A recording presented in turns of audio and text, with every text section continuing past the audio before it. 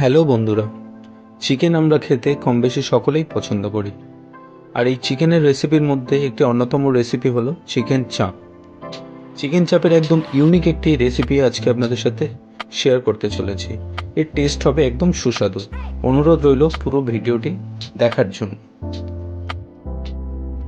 এর জন্য প্রয়োজনীয় উপকরণ হলো তেল, ঘি, রসুন আদা বাটা, এলাচ লবঙ্গ, দারুচিনি, টক দই, লঙ্কা বাটা, নুন, দুধ, কেওড়া জল, মিঠে আতর, কাশ্মীরি লঙ্কার গুঁড়ো, গোলমরিচ গুঁড়ো, পেঁয়াজ বাটা, চাল মগজ, পোস্ত ও কাজু বাটা।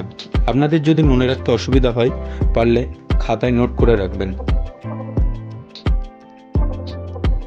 প্রথমে আপনাকে চিকেনটাকে ম্যারিনেট করতে হবে, আর এই ম্যারিনেট আপনি যত সুন্দরভাবে করতে পারবেন আপনার চিকেন চাপের টেস্ট ততটাই বৃদ্ধি পাবে।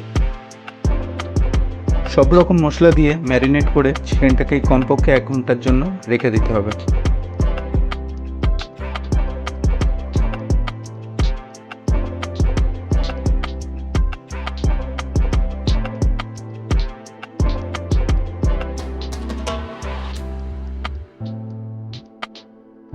তারপরে পেঁয়াজ বেরেস্তার জন্য কুচি করা পেঁয়াজগুলোকে আমরা তেলে দিয়ে ভেজে নেব।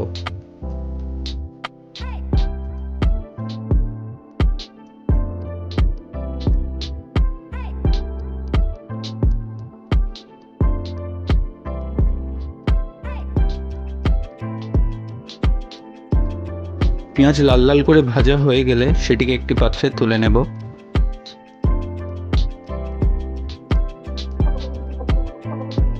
এবার কড়াইতে তেল দিয়ে নেব ও সাথে অ্যাড করব অল্প পরিমাণে ঘি। এবার ম্যারিনেট করে রাখা চিকেন থেকে হালকা মশলা ঝরিয়ে চিকেনগুলোকে ফ্রাই করে নেব। চিকেনটা ফ্রাই করে নিলে দেখবেন চিকেনটা খেতে অনেকটাই টেস্টি লাগছে। চিকেনগুলোর এক পিঠ হালকা ফ্রাই হয়ে গেলে উল্টে দেব।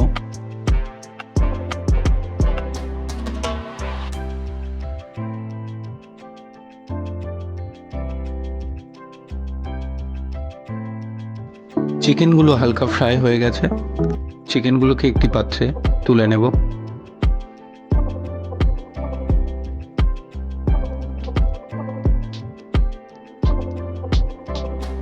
এবার কড়াইতে তেল দিয়ে নেব।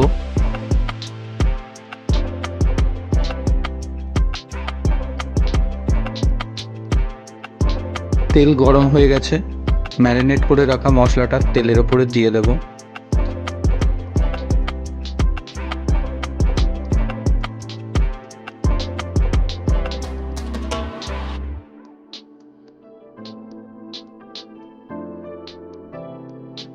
মশলাটি নাড়তে নাড়তে লাল হয়ে গেলে ফ্রাই করে রাখা চিকেনগুলো মশলার উপরে একে একে দিয়ে নেব।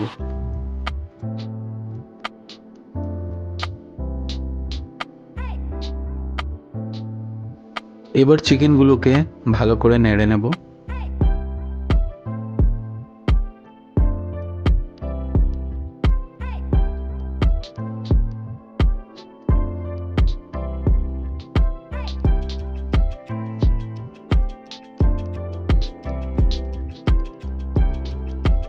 চিকেনটি নাড়া হয়ে গেলে চিকেনটিতে অ্যাড করব অল্প পরিমাণে দুধ।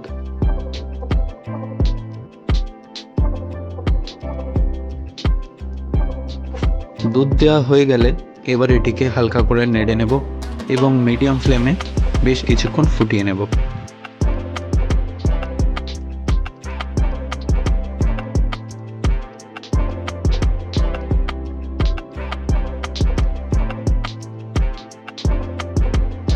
এবার এটাতে অ্যাড করব পরিমাণ মতো কেওড়া জল বা গোলাপ জল। এবার দেব সামান্য পরিমাণ মিঠা আতর। মিঠা আতর যাতে বেশি না পড়ে যায় সেদিকে আপনাদের খেয়াল রাখতে হবে।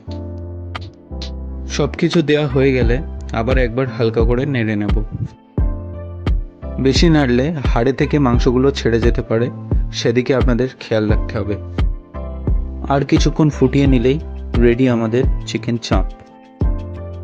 দেখুন বন্ধুরা, তৈরি হয়ে গেল ঘরোয়া ও সহজ পদ্ধতিতে চিকেন চাপ। আপনারা সকলেই বাড়িতে এই রেসিপিটি ট্রাই করতে পারেন। ভিডিওটি ভালো লাগলে লাইক ও কমেন্ট করে পাশে থাকবেন, আর চ্যানেলে নতুন হলে প্লিজ সাবস্ক্রাইব করে দেবেন। এরকম আরও নতুন নতুন রেসিপি পেতে হলে চ্যানেলটিকে ফলো করবেন। আর হ্যাঁ, আপনার একটি সাবস্ক্রাইব কিন্তু অনেক উপকারে আসতে পারে। So please subscribe.